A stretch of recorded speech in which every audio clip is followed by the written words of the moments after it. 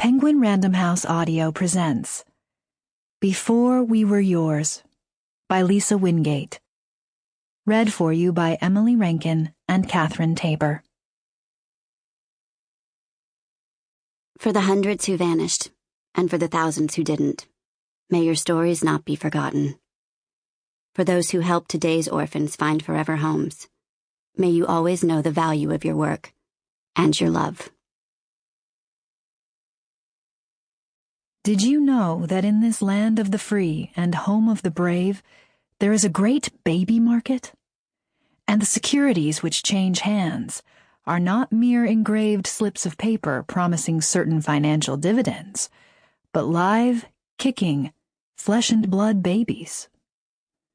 From the article, The Baby Market, The Saturday Evening Post, February 1st, 1930. They are, Georgia Tan said repeatedly, blank slates. They are born untainted, and if you adopt them at an early age and surround them with beauty and culture, they will become anything you wish them to be. Barbara Bizantz Raymond, The Baby Thief. Prelude. Baltimore, Maryland, August 3rd, 1939. My story begins on a sweltering August night in a place I will never set eyes upon. The room takes life only in my imaginings. It is large most days when I conjure it. The walls are wide and clean, the bed linens crisp as a fallen leaf. The private suite has the very finest of everything.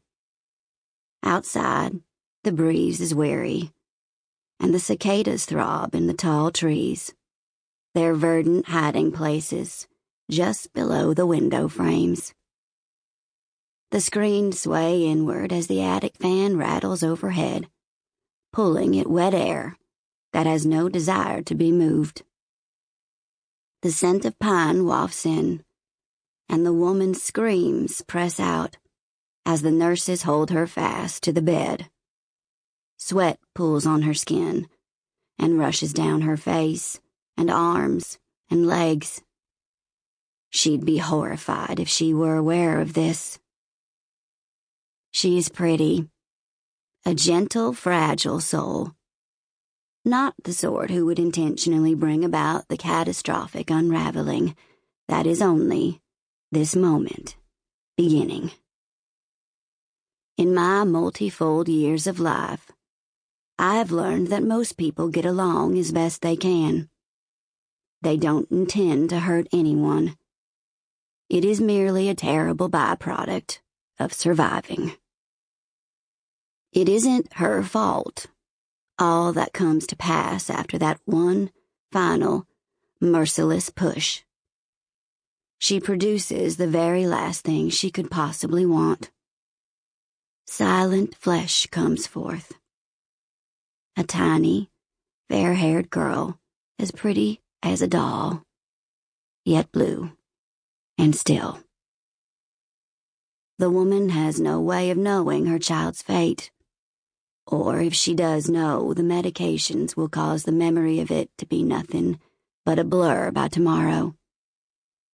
She ceases her thrashing and surrenders to the twilight sleep, lulled by the doses of morphine and scopolamine administered to help her defeat the pain, to help her release everything, and she will.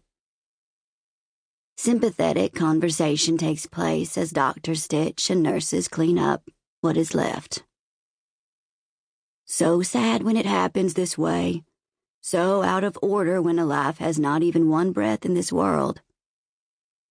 You have to wonder sometimes why, when a child is so very wanted. A veil is lowered. Tiny eyes are shrouded. They will never see.